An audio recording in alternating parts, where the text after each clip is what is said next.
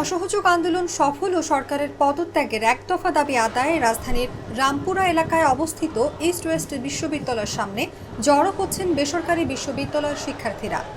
রোববার বেলা 11টা থেকে সেখানে অবস্থান নিতে শুরু করেন ইস্ট ওয়েস্ট ইউনিভার্সিটির শিক্ষার্থীরা। এরপর খণ্ড খণ্ড মিছিল নিয়ে বিভিন্ন বেসরকারি বিশ্ববিদ্যালয়ের শিক্ষার্থীরা সেখানে জড়ো হওয়া শুরু করেন। দুপুর 12টা পর্যন্ত সেখানে 1000-এর বেশি শিক্ষার্থীকে অবস্থান নিতে দেখা গেছে। সম্মিলিত বেসরকারি বিশ্ববিদ্যালয়ের শিক্ষার্থীদের এই অবস্থানে অংশ নিয়েছেন BRAC university, north south university, United international university, Dhaka international university, Stamford university, green university, ULAB সহ বিভিন্ন বিশ্ববিদ্যালয়ের শিক্ষার্থীরা। শিক্ষার্থীদের এই কর্মসূচিতে অভিভাবকদেরও অংশ নিতে দেখা গেছে। তাছাড়া আশেপাশের বিভিন্ন কলেজ ও স্কুল মাদ্রাসার শিক্ষার্থীরাও এতে অংশ নিয়েছেন। শিক্ষার্থীরা সেখানে অবস্থান নিয়ে স্লোগানে আওয়ামী লীগ সরকারের পদত্যাগ দাবি করছেন।